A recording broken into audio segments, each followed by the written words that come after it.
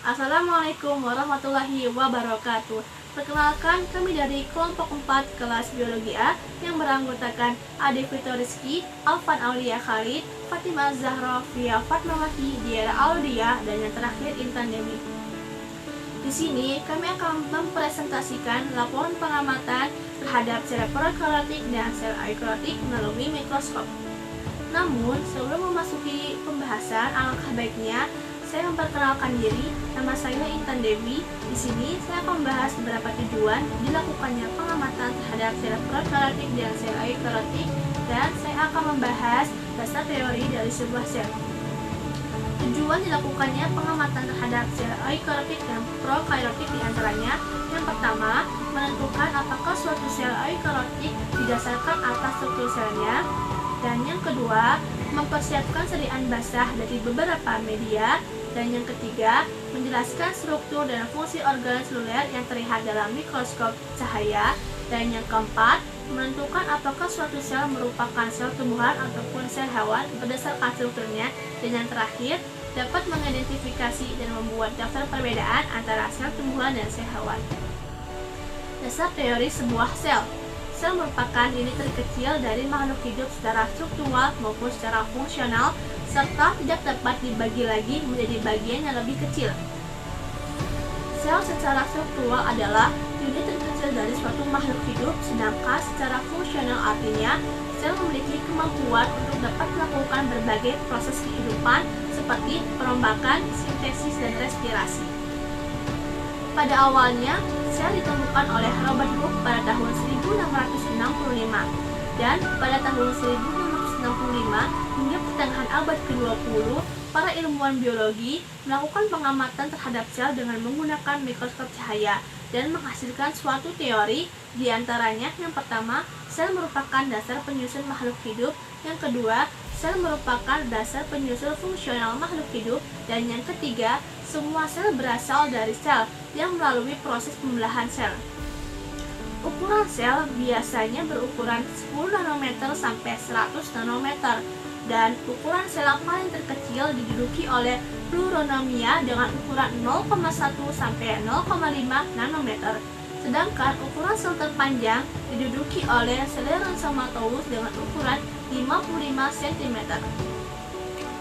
Jumlah sel ada dua, yaitu uniselular dan multiselular. Sel yang memiliki uniselular yaitu protozoa, bakteri, fungi, dan alga. Sedangkan sel yang memiliki multiselular yaitu kingdom Animalia, kingdom Plantae, dan kingdom fungi. Tipe sel dibagi menjadi dua, yaitu eukaryotik dan prokaryotik.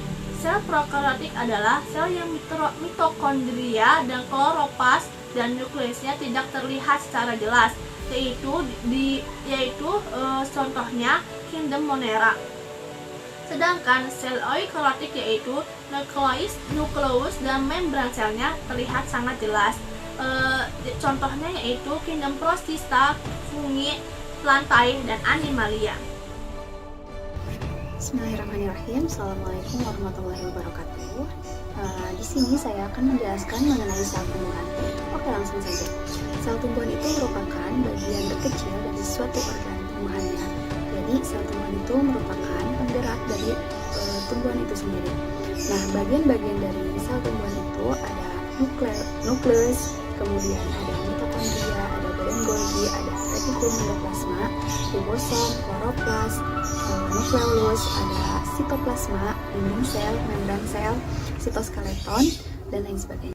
Kemudian saya akan menjelaskan bagaimana cara membuat sediaan basah pada sel tumbuhan. Caranya ada dua. Yang pertama cara mengiris, yang kedua cara pengamatan. Cara mengiris, langkah-langkahnya. Yang pertama, siapkan kaca objek yang sudah dibersihkan dari lemak, kemudian ditetesi 1 tetes reagent. Yang kedua, pegang bahan yang akan kita iris sejajar dengan tegak lurus, sejajar dengan badan. Kemudian ambillah cutter, pisau. Nah, itu kita iris dengan membentuk sudut kurang dari 30 derajat supaya menghasilkan irisan yang tipis. Nah, setelah itu buat 3-4 irisan. Kemudian, irisan yang sudah kita dapatkan diletakkan di atas kaca objek yang telah ditetes irigen tadi. Nah, kaca objek tersebut ditutup dengan kaca penutup. Hati-hati pada langkah ini karena dapat membentuk gelembung-gelembung air. Nah, usahakan supaya tidak gelembung air. Kemudian, apabila kelebihan air, maka bisa dilap dengan menggunakan tisu atau kapas. Cara yang kedua yaitu cara pengamatan. Caranya yaitu siapkan mikroskop yang telah diketahui kelengkapannya dalam keadaan bersih. Kemudian, simpan mikroskop tersebut di atas meja yang rata. Kemudian, aturlah pencahayaan mikroskop dengan menggunakan lensa objektif dengan perbesaran 10 kali. Kemudian, letakkan preparat yang sudah disiapkan tadi di atas meja preparat dengan posisi yang benar. Nah, selanjutnya, carilah bayangan benda dengan memutar makrometer secara perlahan hingga lensa objektif mendekati preparat kurang lebih 2 mm di atasnya. Kemudian putar kembali makrometer tersebut secara perlahan hingga bayangan terlihat dengan jelas. Kemudian, apabila bayangan sudah terlihat dengan jelas, tunjukkanlah pada bagian yang akan diamati dengan cara memutar mikrometer secara perlahan dan memutar lensa objektif ke perbesaran 40 kali. Setelah itu, amati benda yang akan kalian amati. Sel hewan merupakan bentuk sel eukariotik yang menyusun jaringan pada hewan. Sel hewan mempunyai perbedaan dari sel eukariotik lainnya. Sel hewan merupakan bagian organel terkecil yang memiliki selaput tipis dan di dalamnya terdapat larutan koloid yang mengandung senyawa kimia. Sel ini memiliki keunggulan yaitu dalam membuat duplikat secara mandiri dengan cara pembelahan sel. Sel hewan hanya mempunyai vakuola yang lebih kecil dan tidak memiliki kloroplas dan dinding sel. Sel hewan menghasilkan berbagai macam variasi bentuk karena tidak memiliki dinding sel. Sel ini terdiri dari sentriol, sentrosom, sitoplasma, membran sel, nukleus, retikulum endoplasma, ribosom, mitokondria, lisosom, dan kompleks Golgi. Membuat sediaan basah pada sel epitel pipi. Alat dan bahannya adalah pelindung mata, larutan NaCl atau natrium klorida, metilen biru, kaca objek, kaca penutup, dan tusuk gigi. Baik, untuk selanjutnya yaitu langkah kerja. Yang pertama, gunakan pelindung mata. 2. Siapkan kaca objek. 3. Teteskan NaCl. 4. Ambil sampel epitel PIPL dengan menggosokkan tusuk gigi ke bagian dalam. 5. Taruhlah sampel pada kaca objek. 6. Tambahkan metilen biru. 7. Tutup dengan cacat penutup. 8. Jika cairan keluar dari penutup, lap dengan hati-hati menggunakan kain atau pengelap lainnya. Jika sudah, maka sediaan basah telah siap diamati. Baik, hasil yang terlihat. Perbesaran 100 kali. Mereka terlihat seperti telur gulung kecil dan titik biru di dalamnya adalah nukleus. Mereka menempel dan menggumpal karena mereka lengket pada sel selaput lendirnya. Perbesaran 400 kali. Ini terlihat lebih jelas dibandingkan pada perbesaran 100 kali.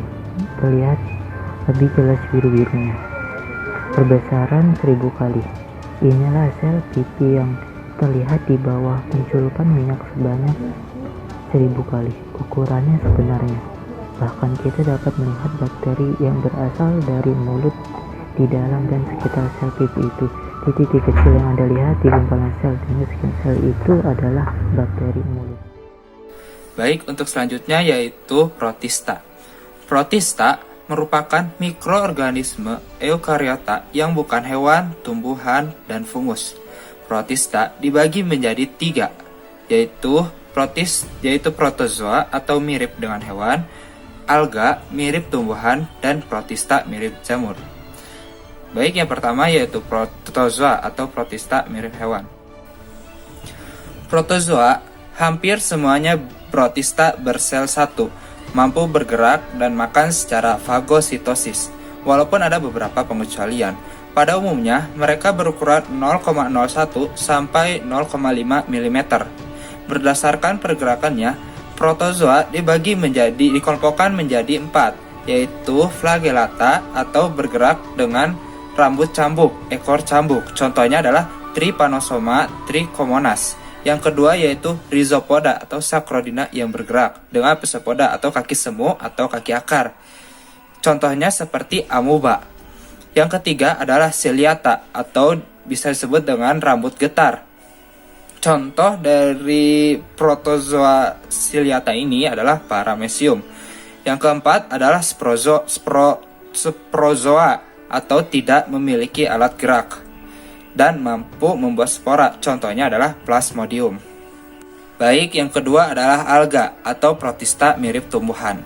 Alga mencakup semua organisme bersel tunggal maupun banyak yang memiliki kloroplas, atau dengan kata lain dapat melakukan fotosintesis. Karena dia melakukan fotosintesis, berarti dia dapat membuat makanannya sendiri. Alga dikelompokkan menjadi alga hijau, contohnya ulva, seperti yang terdapat pada gambar. Yang kedua alga merah, contohnya porphyra. Yang ketiga ada Phylum Paephyta atau Heteroconphyta, contohnya Macrocystis. Selanjutnya ada Phylum Euglonophyta, contohnya Euglena, seperti yang terdapat pada gambar. Selanjutnya ada Pyrophyta atau Dinoflagellata, meliputi seperti ganggang api, contohnya Serratium. Dan juga ada Phylum Bacillariophyta atau diatom. Selanjutnya ada Phylum Chrysophyta, ganggang pirang, contohnya Dinobiron. Baik, untuk selanjutnya adalah protista yang menyerupai jamur. Beragam organisme dengan organisasi tingkah protista awalnya dianggap sama dengan jamur, sebab mereka memproduksi sporangia. Ini meliputi sitrid, jamur lendir, jamur air, Labyrinthulomycetes. Sitrid sekarang diketahui memiliki hubungan dengan fungi dan biasanya diklasifikasikan dengan mereka. Sementara yang lain sekarang ditempatkan bersama dengan Heteroconophyta lainnya yang memiliki selulosa, bukan dinding sitin, atau amoeboza yang tidak memiliki dinding sel. Protista mirip jamur dibagi menjadi 2 kelompok. Yang pertama adalah Myxomycota atau jamur lendir, yang kedua adalah Omycota, jamur air. Protista mirip jamur ini memiliki ciri bersel flagella pada satu waktu dalam siklus hidupnya. Khusus pada jamur air memiliki dinding sel yang tersusun oleh zat selulosa, sedangkan jamur tersusun oleh zat kitin. Yang ketiga adalah membentuk spora diploid dan hasil meiosis berupa gamet. Baik, untuk selanjutnya adalah cara membuat sediaan basah sel protozoa atau Paramecium, karena kita menggunakannya sediaan basah sel ini. Yang pertama alat dan bahan, ada jerami kering, wadah, air. Airnya boleh dari danau, boleh dari sungai, boleh dari selokan. Yang selanjutnya ada pipet tetes dan kaca objek untuk diletakkan nanti pada mikroskop. Langkah kerjanya, yang pertama siapkan jerami dan air. Yang kedua, masukkan jerami ke dalam wadah yang sudah diisi air. Yang ketiga, biarkan rendaman jerami tersebut minimal selama 12 hari dan tidak terkena matahari langsung. Jika dibiarkan, air akan terlihat keruh.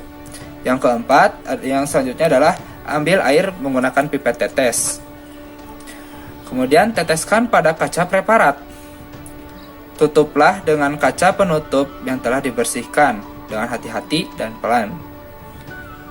Untuk penutupan kaca preparatnya itu harus dari samping dengan sudut 45 derajat. Selanjutnya yang ketujuh adalah hindari terbentuknya gelembung-gelembung air. Menghindari dengan dibantu dengan meletakkan kaca penutup di atas kertas saringan, ditutup pelan-pelan. Yang kedelapan adalah sediaan basah Paramecium pun dapat diamati. Hasilnya dapat terlihat seperti pada gambar tersebut. Hasil yang terlihat akan seperti ini. Sel prokariotik adalah sel yang tidak memiliki membran inti, sehingga materi genetiknya ini tidak terlindungi oleh membran. Ciri-ciri umum sel prokariotik yaitu sebagian besar sel prokariotik ini memiliki dinding sel. Aktivitasnya ini terjadi di sitoplasma dan juga membran plasma, memiliki materi genetik DNA dan juga memiliki 4 bentuk dasar yaitu coccus, bacillus, spirochaete, dan juga vibrio. Struktur dan fungsi sel prokariotik. Yang pertama itu ada membran plasma. Membran plasma ini berfungsi untuk memisahkan antara sel bagian luar dan juga sel bagian dalam. Yang kedua itu ada sitoplasma. Sitoplasma ini merupakan cairan yang berada di dalam membran plasma. Cairan ini itu mengandung air, protein, mineral, lipid, dan serta enzim-enzim. Nah, di dalam sitoplasma ini akan terjadi proses katabolisme dan anabolisme, di mana akan menghasilkan energi untuk sel tersebut. Yang ketiga itu ada ribosom. Ribosom ini merupakan organel kecil yang berfungsi untuk membantu sintesis protein, serta sebagai penerjemah pesan yang akan dikirimkan oleh DNA. Selanjutnya ada materi genetik. Materi genetik ini terbagi menjadi dua. Yang pertama DNA dan yang kedua itu RNA. Nah, DNA ini tersusun atas deoksiribosa, fosfat, dan juga basa nitrogen. Nah, DNA ini itu merupakan bagian yang akan membawa sifat genetik atau pewarisan sifat. Kemudian nanti akan ditranskripsikan menjadi RNA dan akhirnya akan diubah menjadi runtutan asam amino. Nah, selanjutnya itu ada dinding sel. Dinding sel ini berfungsi untuk memberikan bentuk kepada sel ini. Dinding sel ini tersusun atas peptidoglikan yang merupakan suatu molekul kompleks. Nah, yang terakhir adalah flagella. Flagella ini berbentuk seperti bulu panjang yang disebut bulu cambuk, berfungsi untuk mempermudah gerak seluler dan juga peka terhadap bahan kimia ataupun suhu yang ada di luar sel.